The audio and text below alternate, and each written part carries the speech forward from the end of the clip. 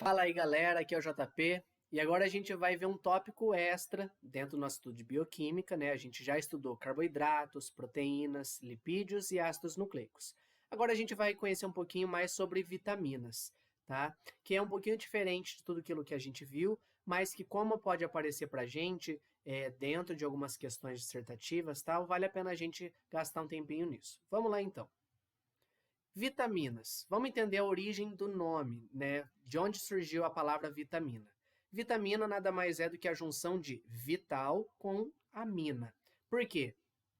Num primeiro momento, acreditava-se que vitaminas eram substâncias que tinham a função amina e que eram essenciais para a vida. Por isso o nome, vitamina. Depois, conhecendo um pouquinho melhor as estruturas, a gente descobriu que na verdade não é bem assim. A gente manteve esse nome, mas na verdade as vitaminas têm estruturas muito diversas. E aí a gente vai conversar um pouquinho dessas estruturas agora.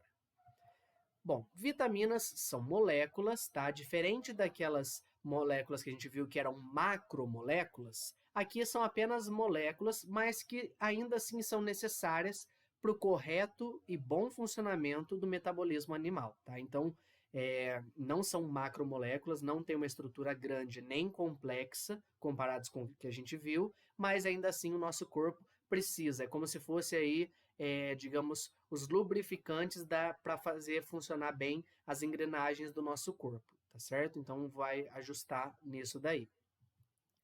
Essas moléculas são obtidas pela alimentação, daí a necessidade de uma alimentação balanceada e que eu consiga fazer aí uma alimentação diversificada para poder adquirir as várias vitaminas que o meu corpo vai precisar.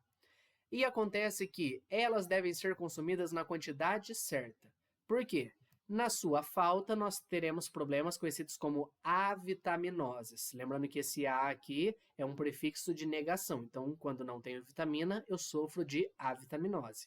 Mas também, em excesso, pode ter alguns prejuízos. E nesse caso, conhecido como hipervitaminose. Ok? Então, não dá para ser extremo. Quantidade certa é o adequado. Como saber a quantidade certa? Essa quantidade varia conforme idade, sexo, a fazer atividade física ou não, enfim. Então, tem vários fatores a serem considerados. Por isso que a gente precisa aí de um acompanhamento médico para saber das necessidades do nosso corpo, ok? Falando do ponto de vista químico, a gente consegue separar as vitaminas em dois grandes grupos, tá? E isso é importante que você saiba aqui. Nós podemos separá-las em hidrossolúveis ou no grupo das lipossolúveis. E como saber? Muito simples. Essa classificação é determinada pela estrutura molecular da vitamina. Então, a gente analisa a estrutura dela e consegue falar, ela é uma vitamina hidrossolúvel, ela é lipossolúvel.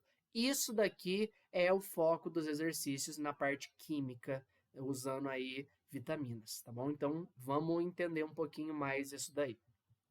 Começando pelas vitaminas hidrossolúveis. Então, como o próprio nome diz, significa que elas são solúveis em água, ok? Hidrossolúveis são vitaminas que são solúveis em água. Só que por serem solúveis em água, elas são mais facilmente excretadas pela urina. Assim, a gente precisa de uma reposição diária. Precisamos ter ingestão diárias desse tipo de vitamina, já que ela pode ser excretada mais facilmente. Por que elas são hidrossolúveis? Graças à presença de grupos polares. Lembrando que a água também é polar, assim a gente tem o que a gente chama de grupos hidrófilos, ou seja, que tem afinidade com a água. E isso favorece a solubilização dessa molécula em água. Como exemplos, nós temos aqui a vitamina C e as vitaminas do complexo B. Vitamina C é o exemplo clássico mais importante para você saber de vitamina hidrossolúvel, tá? Tem muito exercício que usa a vitamina C como exemplo de hidrossolúvel. Vamos analisar a estrutura dela, tá aqui. Essa é a estrutura da vitamina C. Perceba que nós temos aqui vários grupos funcionais, mas não bastasse esses grupos funcionais, temos vários grupos que são hidrófilos. Perceba aqui várias hidroxilas. Aqui nós temos hidroxilas da função álcool, aqui nós temos hidroxilas da função enol, ok? E nós temos aqui um éster, No caso, esse éster não é tão polar como esses outros aqui, mas como tem uma grande quantidade de grupos funcionais, temos aqui uma molécula mais polar, consequentemente, mais solúvel em água, ok? Então, por isso que é importante a ingestão diária de vitamina C. Falando agora sobre as lipossolúveis. Muito simples. As lipossolúveis são solúveis em gorduras, ou seja, lipídios, ok? Justamente por serem solúveis em gorduras, elas são absorvidas junto com os lipídios da alimentação. Tá aí mais um porquê, né? Mais um motivo para a gente ter aí os lipídios como base da nossa alimentação. Obviamente, na quantidade certa, tá? Justamente por serem mais solúveis em gorduras, elas não são excretadas tão facilmente. Assim, a gente não tem necessidade de reposição diária dessas vitaminas lipossolúveis, ok? Então, justamente porque elas vão acabar sendo armazenadas por mais tempo.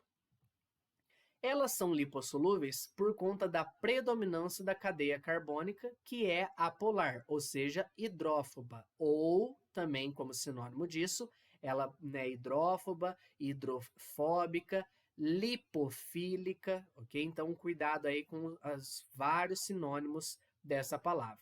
Lembrando que a cadeia carbônica tem um caráter apolar, então eu tenho uma predominância. Eu posso até ter algum grupo funcional, não significa que as lipossolúveis sejam apenas formadas por cadeia carbônica, não é isso. Eu tenho grupo funcional, mas como a gente já viu lá nas propriedades físicas dos compostos, o fato de ter uma cadeia carbônica muito grande faz com que se sobressaia esse caráter apolar, que predomine, ok?